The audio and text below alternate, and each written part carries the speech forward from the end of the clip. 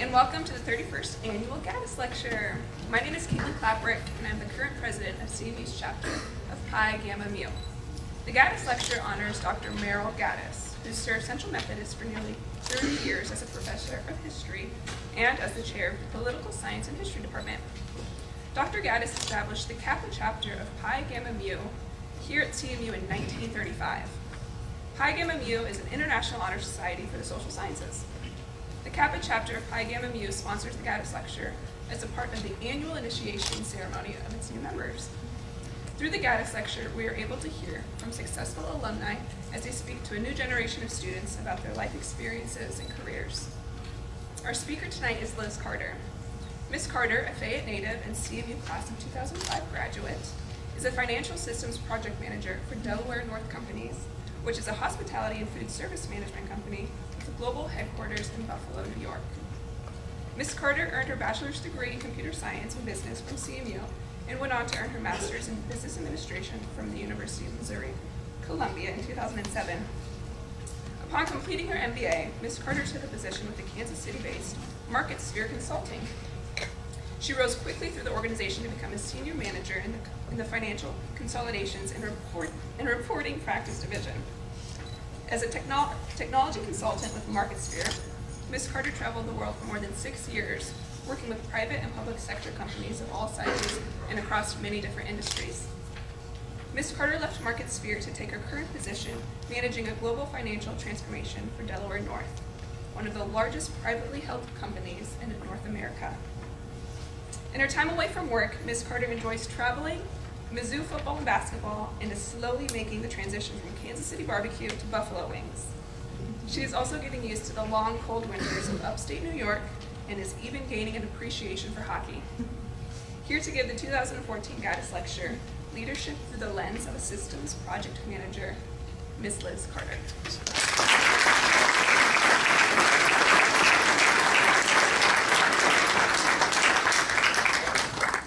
Thank you. Can everyone hear me? All right. So I'm very honored to be back at Central Methodist University, and I would like to start this evening by giving a big congratulations to the newest inductees of Pi Gamma Mu.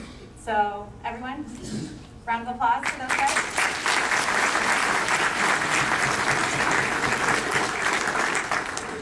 I would also like to say thanks to the university, President Drake, Pi Gamma Mu, and Dr. Cherry for extending me the invitation to speak here tonight. Thank you very much.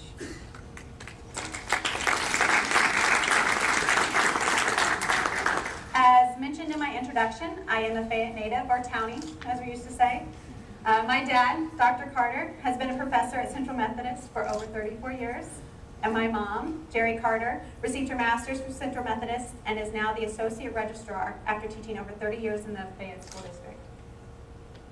I am a proud graduate of Fayette High School, Central Methodist University, and the University of Missouri. I love Fayette, and it's great to be home, especially since it's so beautiful this time of year. I'm joined here tonight by family and friends, as well as former professors and classmates.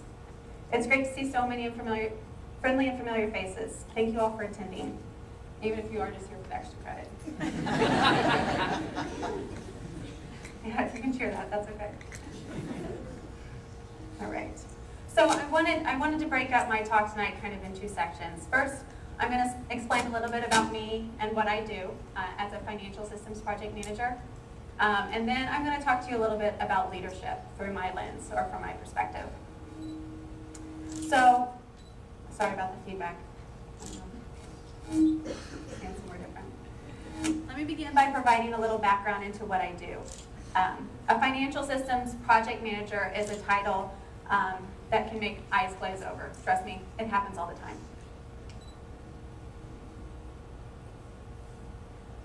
As a financial systems project manager, I am responsible for the coordination and oversight of technology implementations in the finance and accounting spaces. My main objectives are to deliver a successful system on time and within an agreed upon budget, which is not an easy task and actually a very rare occurrence.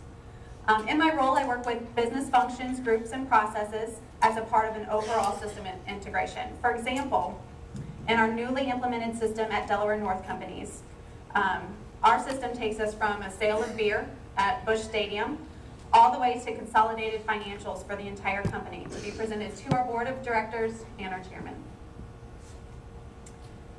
The technology where my expertise resides, excuse me. The technology where my expertise resides is in the ERP, EPM, and BI realms. For those of you who aren't aware, which is probably most of you, an ERP system is the core accounting software that feeds an EPM report or set of reports that can also be presented in a BI dashboard, which can be delivered on an iPad or any mobile device, for example. Each of these technologies has a different purpose, but all are intertwined, and if you're interested, I can even actually, after the presentation tonight, show you an overall data flow diagram of how all of these systems work together. I've been fortunate or unfortunate, depending how you look at it, I guess, to have worked with Oracle-branded ERP, EPM, and BI products since I began my career with MarketSphere Consulting. When I started with MarketSphere, we were not an all-Oracle shop. We also implemented SAP and other smaller niche systems to our clients. But eventually we gave way to the big red machine, as you can see there, and it was all Oracle all the time after that. PeopleSoft, Hyperion, and OBI-EE, our products are just a few examples of the products that Oracle has to offer in the finance and accounting spaces.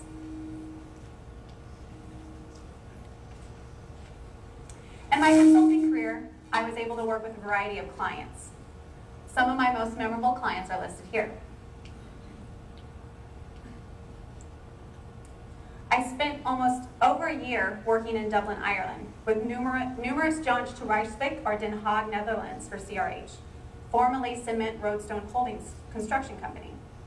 There I helped implement a multinational financial consolidation and reporting system that encompassed all the intricacies of international multi-currency IFRS reporting requirements. CRH has its headquarters in Bellegarde Castle, and I'm not joking when I say this, there was a point in 3 months when in Ireland where I was living in one castle and working in another castle, so it wasn't too shabby.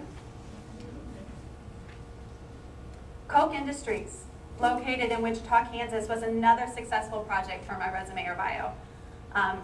Not only is Koch the largest privately held company in the United States at about $125 billion in annual revenues, but the whole free market economy principle was and is present in how they run their daily operations at corporate. While there, I worked mostly with Koch Chemical Technology Group, implementing a financial reporting system that consolidated the financial results of all their subsidiaries, which are focused in the pollution control and engineering services industries. And although everyone there at Koch was very pleasant to work with, and from my experience above average skill set and knowledge, due to the free market thinking that Koch has, each business ran completely independently, therefore requiring extra coordination on my team's effort to ensure that the system produced accurate results. On to Delaware North companies. This is my current employer in Buffalo, New York, now that I'm no longer in consulting. The financial transformation project that you heard mentioned that I'm managing there is my largest engagement to date. Delaware North is approaching its 100th anniversary with more than 80 years in Major League Baseball. In 1915, the Jacobs brothers took the first step towards realizing the American dream of their immigrant parents by establishing a modest popcorn and peanuts vending business in Buffalo, New York. Through their hard work and dedication and innovative thinking, that small business grew into a privately held international corporation with subsidiaries that are leaders in food service, sports concessions, hospitality management, retail, sports facility ownership and management, as well as gaming, venue, and racetrack ownership and operation. I call this a financial transformation because it was truly that, a transformation made up of a variety of changes, both systems and processes. At this moment, I am still battling through what I call the aftermath of this financial transformation project, and I was telling some folks at dinner tonight that I hope everyone's holding up okay without me there right now. So not only have I been able to work with a diverse group of clients throughout my career, but I've also had the pleasure of working with a wide variety of people. On a daily basis, I find myself interacting with three key groups. First, the consulting teams on the project. This usually isn't just one consulting firm. For example, at Delaware North, or you might hear me call it DNC, I am interacting with consultants from Oracle, our software provider, IBM, our hosting and our managed services provider, and Grant Thornton, our implementation partner. Second, the system users. These users run the gamut and include everyone from stadium and airport general managers to controllers, corporate accountants, and financial analysts and clerks. Third, and most importantly to me, are the project team members. A project like the transformation at Delaware North is highly visible to our executive management. Therefore, I'm meeting with the likes of our CIO, CFO, our chairman, and principals on a regular basis.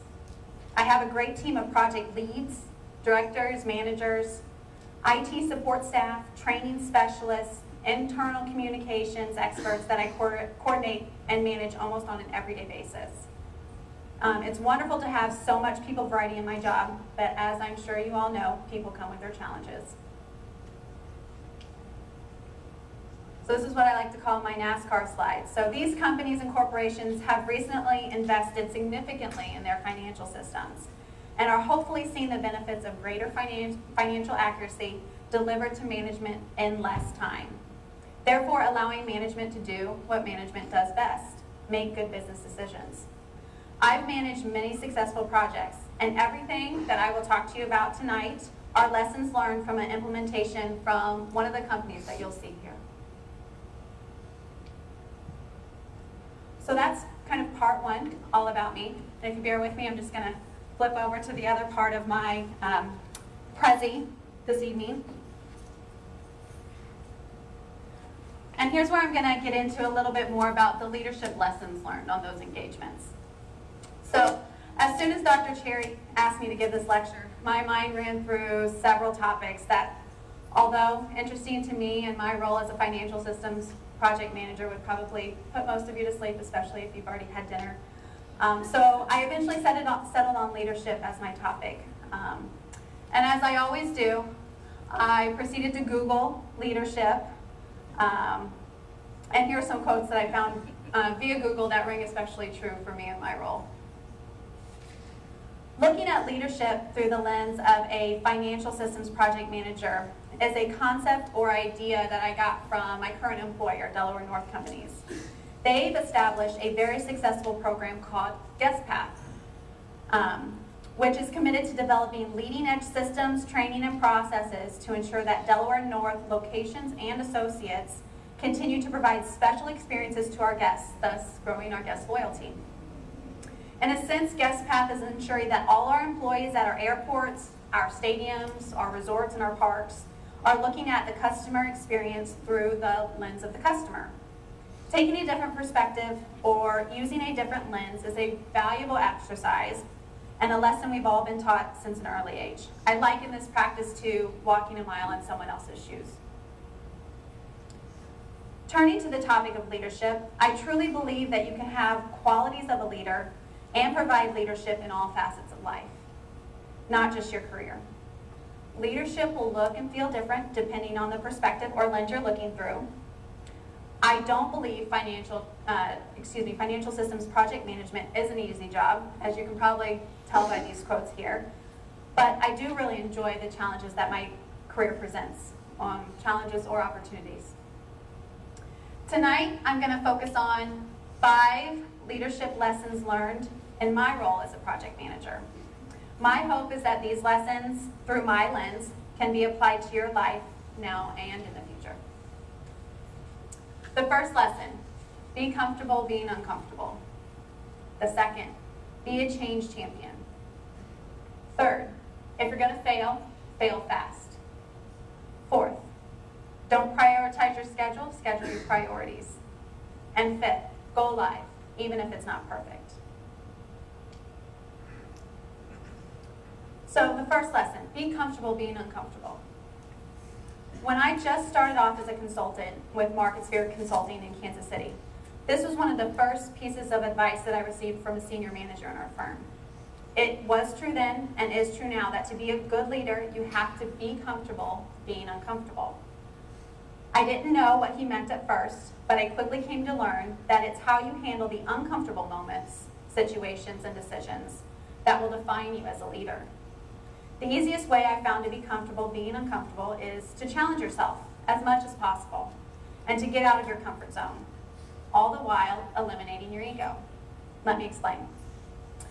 When things become comfortable, they become routine, and our expectations tend to drop. We no longer expect to live bold and exciting lives, and we no longer look as forward to our futures because we spend so much time doing the same mundane things every day. Variety is the spice of life, as they say, and a good leader adheres to this mantra.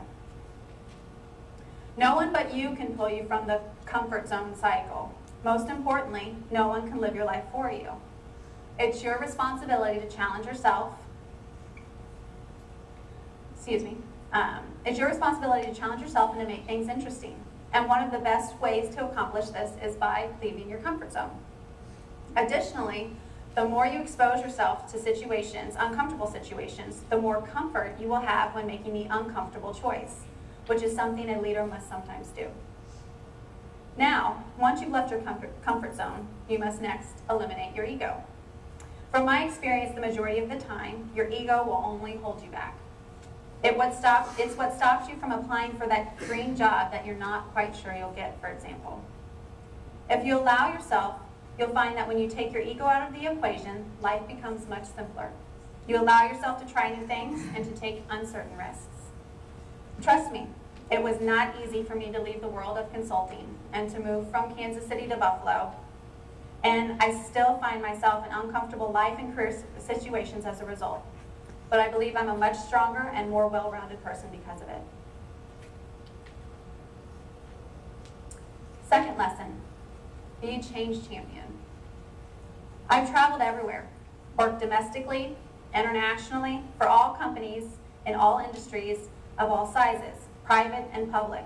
And one thing holds true, change is hard for everyone. But the people that I've enjoyed working with the most get excited about change, accept change, and even champion change in their work and in their life. Change champions, although most likely not a formal leadership role or title, are needed in every organization to overcome the bureaucratic response of, we've always done it this way, which is a response that almost always guarantees whatever you're talking about is no longer relevant today. Emily knows what I'm talking about. That was my least favorite phrase to hear at my clients, and it always meant that I had a tough road ahead implementing a new system or process. Change champions, on the other hand, push against the inertia, passive resistance, or outright opposition that repels most changes. A good change champion is passionate about their cause, and a highly effective change champion just doesn't rock the boat, they sometimes capsize it, disrupting and demolishing the status quo. Many of the best change champions don't just want change, they want a revolution. I myself always push for the revolution, knowing that if I can settle my team in just for the change, I've still won the battle. To be a successful project manager and leader, I must be a change champion. How can I expect my team to get behind a new system implementation if I can't?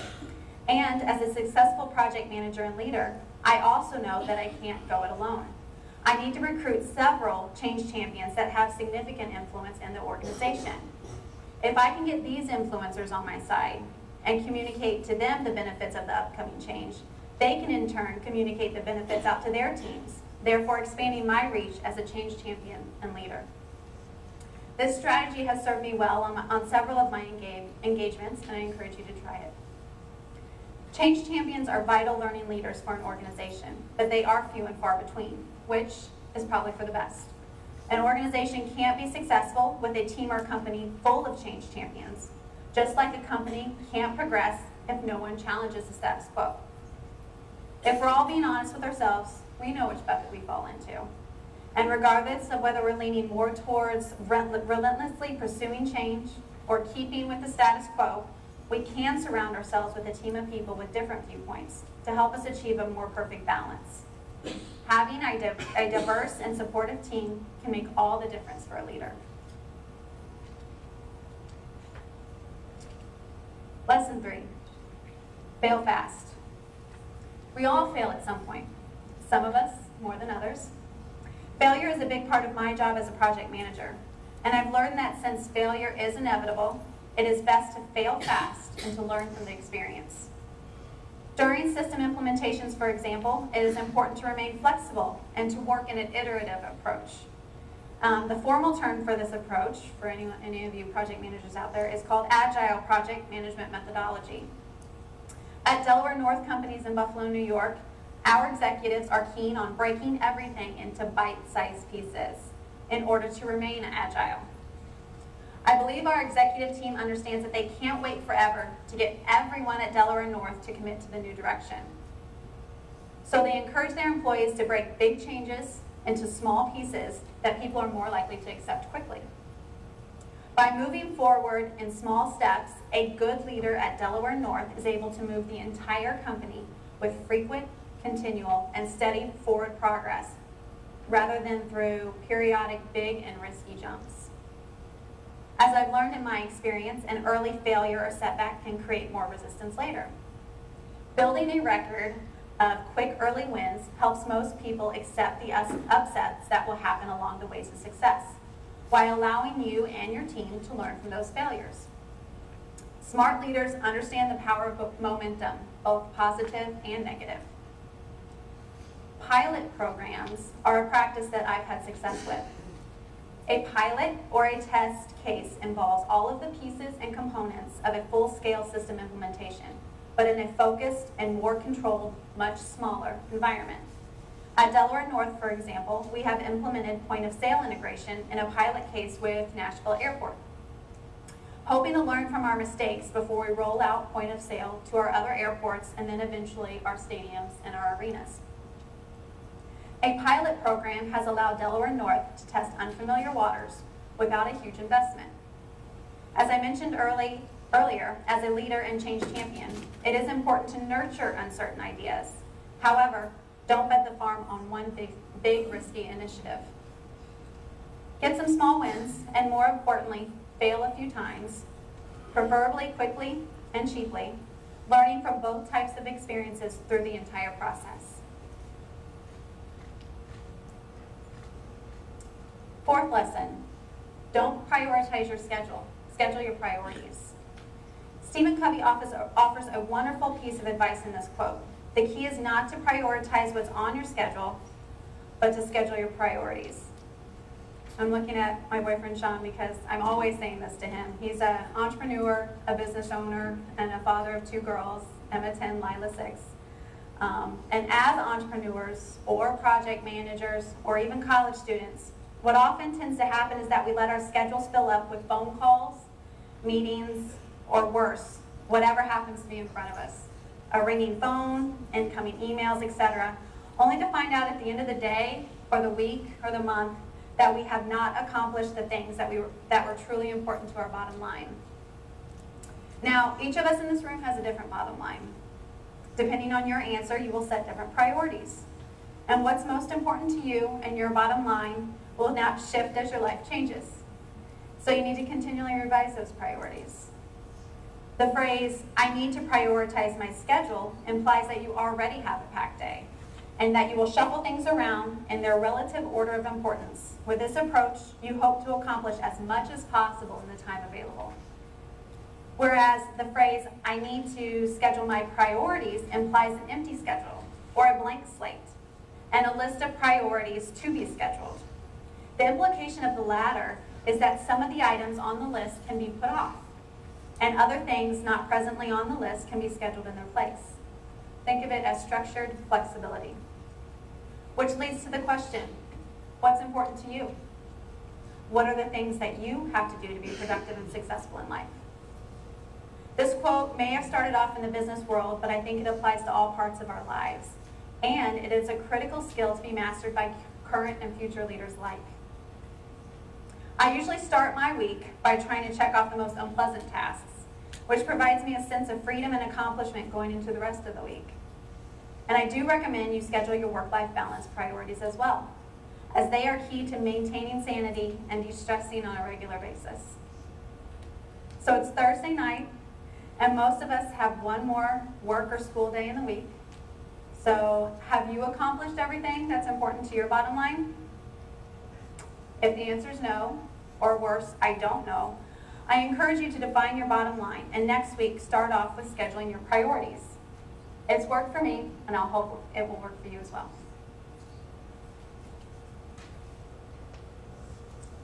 My last lesson learned here. Go live, even if it's not perfect. I'll just start off by saying there is no such thing as a perfect go live. So what's a go live, you might be asking? For a software implementation, a go live is the date at which an organization or company cuts over from the old technology, system, and related processes to the new technology, system, and related processes. A go live is the culmination of all the work up to that point. The requirements gathering, the design, the development, testing, and training. Through the lens of a college student, a go live is kind of like your final exam or thesis paper. At Delaware North, our recent August financial transformation go live was a $40 million undertaking, which involved more than 100 team members, 1,000 system end users across the globe, and took almost 1.5 years.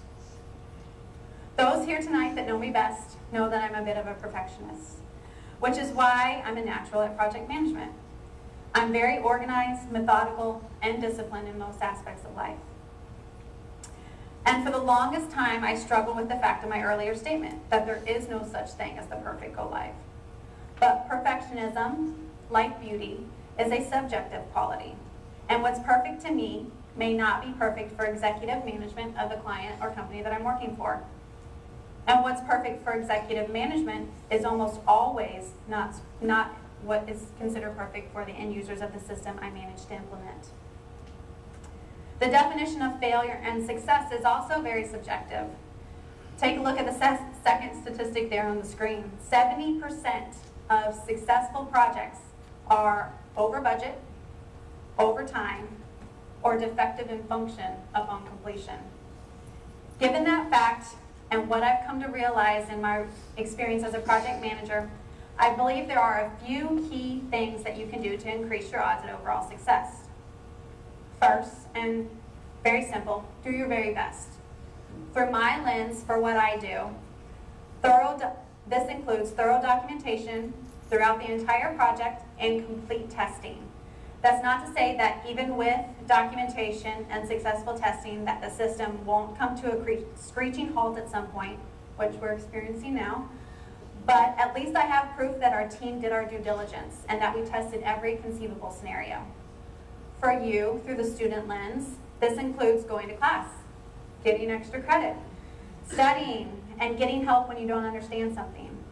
You want to avoid that feeling of getting to the end of the semester and wishing you had done more or paid closer attention.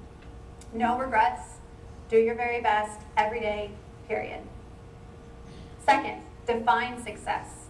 Again, knowing that success is subjective and different to everyone, I recommend that at least starting with defining what success is for each stakeholder or invested party. By starting with defining success on my projects, I am able to move forward with confidence and communicate to everyone what they can or cannot expect to receive after go live. No surprises. How do you define success? A good GPA? A winning season? Landing a great internship?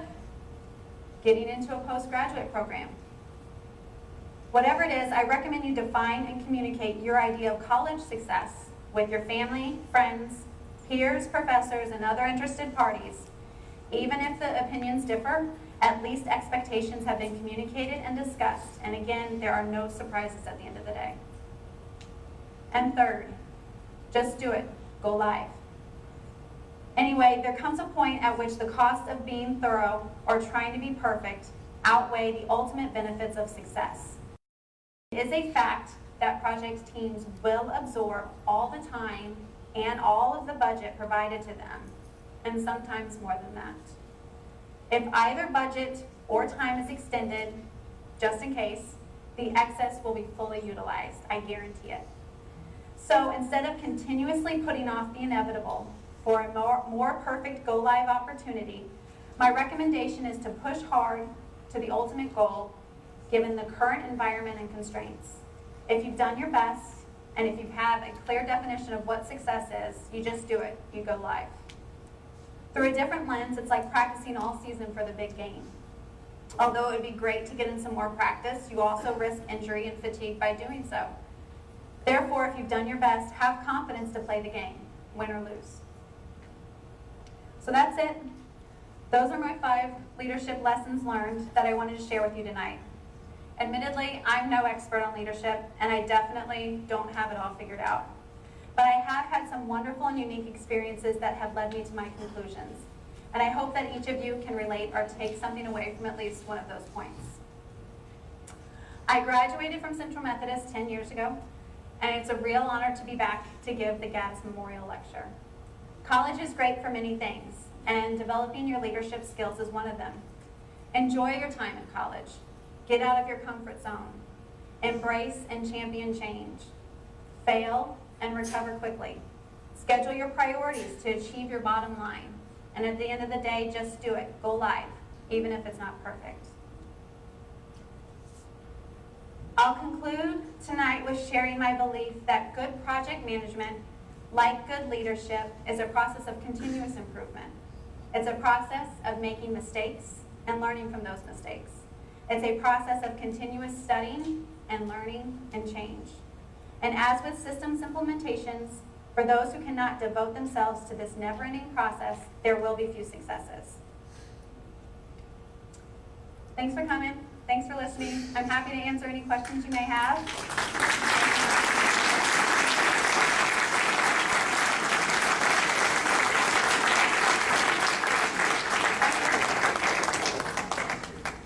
Thank you. In the state of Missouri, like 25% of people actually have a bachelor's degree. And most people who actually go to college, they don't always end up doing what they like or what they went to college for. Do you feel as if the corporate world is actually willing to accept or use this so much potential that could very well do very much best for the world, rather than just letting it go to waste? That would be my first question. So the question is, for those that don't know exactly what they want to do? Yeah, like just the issue like unemployment for those people who graduate like from college. Yep. It's unfortunate that they don't find work that relates to what In they their do. field, yes. Yeah. Do you feel as if the corporate world is open to using this potential instead of like letting them go to waste? I think it probably depends on the company, to be honest with you. I've worked with a variety of companies, and I think that some make a real investment of recruiting college talent and making that a mission, of getting students opportunities. And again, it's what you make of the opportunity. So if you're, and any opportunity, so you might not be your ideal job, it might not be your job that you see yourself in for your lifetime career, but you've got to get your foot in the water, you've got to get out there and get some experience, because that's what corporate's looking for as well. I know, I laugh because I went to, and Professor Robinette's here too, I came to Central thinking that I was going to graduate with a computer science degree in 3 years and I was going to be a computer programmer. That's it, that's what I was going to do, I knew it, that's all I wanted to do. 2 years of computer science and I knew I didn't want to be a computer programmer. But I finished my computer science major, layered in the business major, and coming out of that, I still didn't know what I wanted to do. And the climate for hiring at that point was better, but I decided to go and get my MBA, my graduate degree. And coming out of 2 years of graduate program, MBA at Mizzou, I still didn't know what I wanted to do, which is why I went into consulting, because it gave me an opportunity to try a bunch of different things. And I was in consulting with the mindset that I was just going to hop from client to client, location to location, until I found a place that I loved and the people that I loved to work with, and I was just going to stay there. That didn't actually happen. Usually by the time I finished a project, I was like, thank goodness I don't work here. I'm getting the heck out, going on to the next thing. But you learn a lot that way. And I've learned probably more what I don't want to do through the experiences that I've had than what I do when I do. And I still don't know what I want to do when I grow up. But I would encourage you to take whatever opportunity you have. So again, if, hiring is not something that's happening for students that are graduating with their bachelor's degree, you have other opportunities. You can do postgraduate work. There's internships available. There's opportunities to volunteer, and I know everyone has bills and they have responsibilities as well. But taking those opportunities and meeting people and learning new things will open doors and avenues to you to try other things and find something that you're interested in. Did you have a second part to your question? No. That was part one.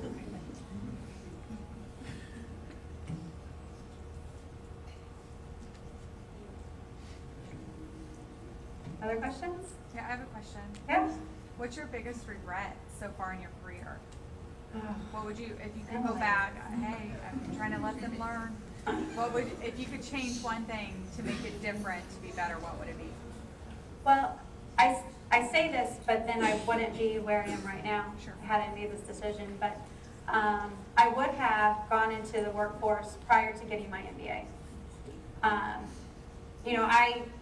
I did very well in graduate school at Mizzou. I learned a lot, but I felt like there were other students that I was going to class with that had that work experience, and I really admire the perspective that they had in class and the comments that they were able to make and the questions that they were able to ask. They truly had a deeper understanding of what we were talking about.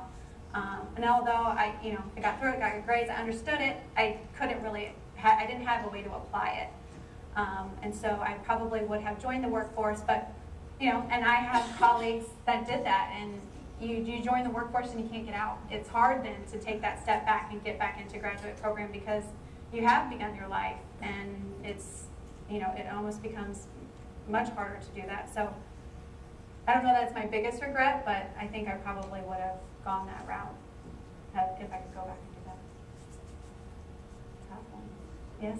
So you mentioned this notion of failure, and that failure is inevitable. How do you maintain the confidence to get back out there and to feel good about what you're doing? Yeah, so it goes into the ego thing that I was talking about. Like if you don't have a big ego about putting yourself out there, then failure is just that. Everyone does it, What I try to do is to test the waters, So I'm not going to work all semester long on a paper and not show it to anyone and then turn it in at the end of the semester and kind of hope for the best. I'm going to let my professor read it, rough draft, what are you thinking? Can I get some feedback?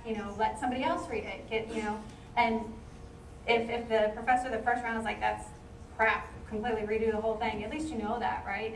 And you can learn from that and take a different route. So I try to, as I've mentioned in my speech, break things up and, try to get some feedback early in the process. If it's not working and if I've quote unquote failed, then at least I know that and I can learn from that, and next time I'll do better. I don't think that people are adverse to that. I don't think bosses are adverse to that. I have not worked for a executive or a manager or a director that has been adverse to me coming to them with, hey, here's what I'm thinking. Here's a draft of what I've been working on. Can you give me your feedback and your input? They actually appreciate that, and it helps make sure that the final product's going to be what they're expecting. No, that's a good question. Yes? In the 19th century, this country transitioned from an agricultural to an industrial economy. In the 20th century, we've been transitioning from an industrial to a service economy. Yes. And a lot of people have been critical of that. They've said it's the wrong way to go. In your position as having been a consultant, I think you could offer some insights in terms of the industries you work with and observe and commenting on that. Is service industry a dead-end, low-paying jobs, or is in fact that the future? I find, Delaware North, for example, completely customer service oriented. We do hospitality, food service, we do concessions at Busch Stadium, for example. We do ticketing and retail at Kennedy Space Center. We own and operate gaming and racetracks. And, you know, I would find that I have had experience across the board from, you know, healthcare industry, manufacturing industry, but I would say that, you know, I enjoy the customer service industry, and I think that it offers a lot of opportunity for the folks and the students in this room. I know that Delaware North, close to 50,000 employees across the globe, and our current executives today have worked, some of them have started off in the concession stand kind of livelihood of the business and completely worked their way up through the experience that they've learned through the customer service industry. I don't think that it's an easy industry, you know, to work in. I think it's very hard, and you have to be very good. I talked a little bit about Guest Path, which is an initiative that Delaware North, it's really taken off, and every year they make a big deal and do a big ceremony over which location and unit has the best guest services interaction. Because really at the end of the day, that's what we are. In my consulting life, you know, I was the product of the company that I worked for. You know, my company, Marcus here, was only as good as their consultants. And, you know, we were billed out at an hourly rate. So I've worked completely in the customer service industry. And in my role as a project manager, I feel like I'm kind of in the customer service role as well. I've got these end users and I have a newfound respect for anybody, if you guys have ever done this, working a help desk, because I had the pleasure of doing that for several weeks, and boy, the complaints that you get from people calling in about the issues that they're having with the system and how things are not working, and just being able, having the, you know, the patience to walk someone through did you try restarting your machine? And I know you guys probably hate that, because that's the first thing IT always says to you. Have you tried rebooting? But just having to go through that, it's just a newfound respect for people in the customer service industry who are having to work with maybe difficult, even not so difficult customers. I don't know if that really answers your question, Dr. Sanders, but yes. So at DNC, you're obviously managing a lot of different types of venue, airports, racetracks, stadiums, that sort of thing. Yes. How do you integrate one financial system into all those different types of customer experience environments and different sales environments? Well, how are you integrating all that? Not easily. Not easily. It is a struggle, and so we have the businesses own it or run very independently. I would say our travel hospitality, we call it THS, those are our airports, and our sports services industry, those are our stadiums and arenas where we do concessions. Those are probably our most similar businesses. Then we have our gaming and racetrack business and our parks and resorts business, which are kind of completely separate from either the sports service or the THS. And then we also have independently, or at least we segment them out, our UK and our Australia operations as well. And they run the gamut of sports service, THS, parks and resorts. Though we've made attempts, I would guess, early on in the project. And the project actually started in July, and I joined Delaware North in November. So I've been there almost a year. So I was not there for the kind of the kickoff of the project. But we have committees that we form that meet on a very regular basis, and these are made up of members from each one of the subsidiaries or lines of business. So they have a stake in the ground. They have a voice for how the project's going.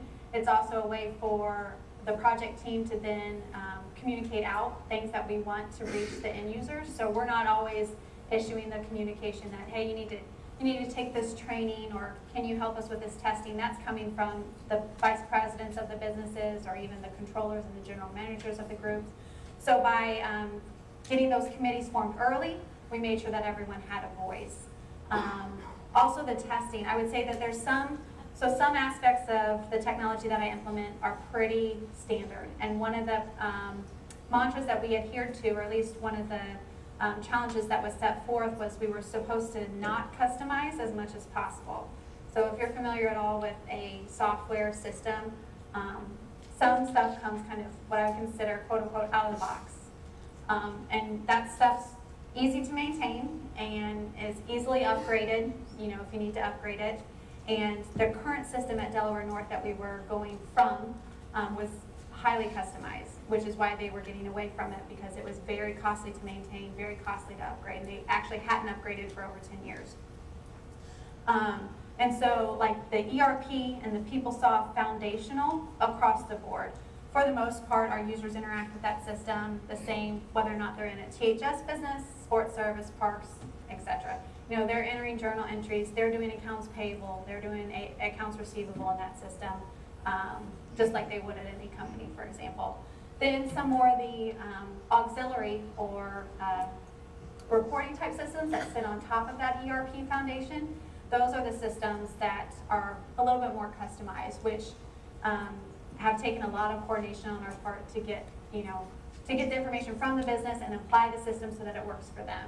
You know, it's a give and take, it's customer service, right? You can't just shove something down their throat and say, hey, this is the way it's gonna be, whether you like it or not, you have no say. But also, we as a project team can't accommodate all of their whims and desires in the system, because then it's going to be impossible to keep that up over time. So we have some planning and budgeting systems that we've implemented that what I would consider those highly customized. And then we have some standard systems across the board too that are pretty straightforward, that we've really pushed back on the users and just said, hey, you know, I hear you, I know what you want, but this is what you're going to get.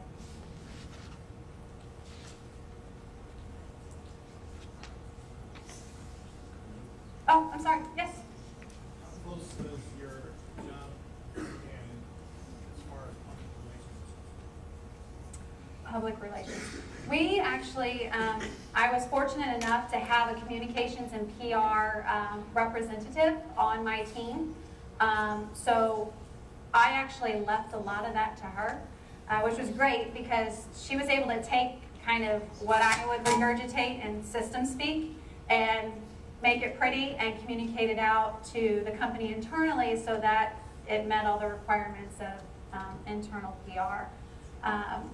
You know, I did, as a project manager, I did take on the role often of, hey, you know, I'm reaching out to, you know, I would send emails to thousands of people regarding the system that we're doing, you know, whether or not training's coming up, you need to take your training, or did you know, kind of FAQs, so on and so forth. So I tried my best to do that. That's definitely not my area of expertise. So I left that to the experts in most cases. And I would encourage you guys too. I think I do this well, and it's probably because I was a consultant and people hired me because they didn't have the skills in-house to do it. So when I'm on a project, I don't try to do something that I know I'm not good at. If they've got an internal PR and communications expert that I can leverage, you better believe I'm going to leverage that person. Same as I'm going to leverage a training team expert. I'm not going to try to create and develop a training program because that's not what I'm good at. So I would encourage you guys to delegate to people that, you know, are better at doing certain things than you are. That answers your question. Are there any computer science majors in here? Oh, yay.